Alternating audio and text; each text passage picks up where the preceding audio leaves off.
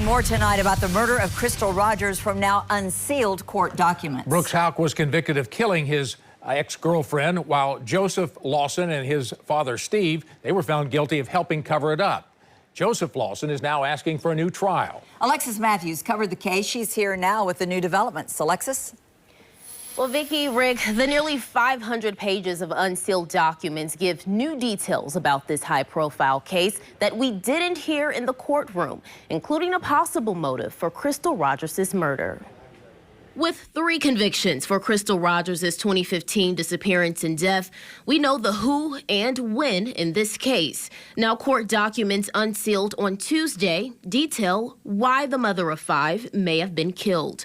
One possible motive was her then-boyfriend, Brooks Houck, being unfaithful, cheating on Rogers a month before she vanished.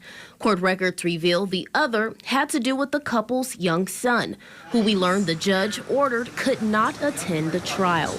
The documents say Houck was averse to paying child support and did not want to share custody with Rogers.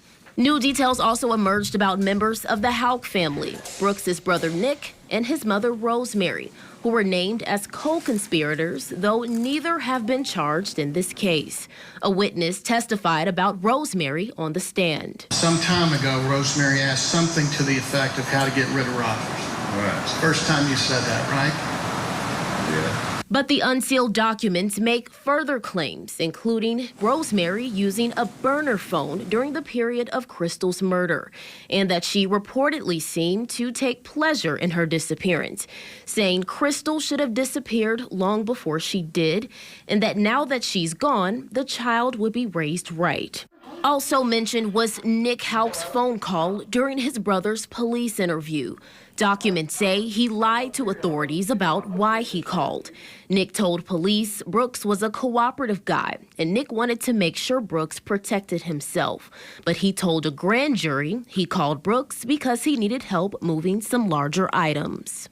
More details about the Houck family's secret recordings were also unveiled.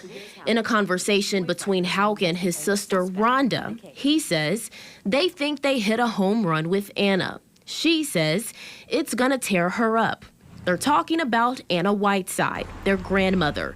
And court records for the first time explicitly state that her body was moved from the Houck farm by placing it in Anna's vehicle that is seen exiting the farm at 3:45 a.m. on July 4th.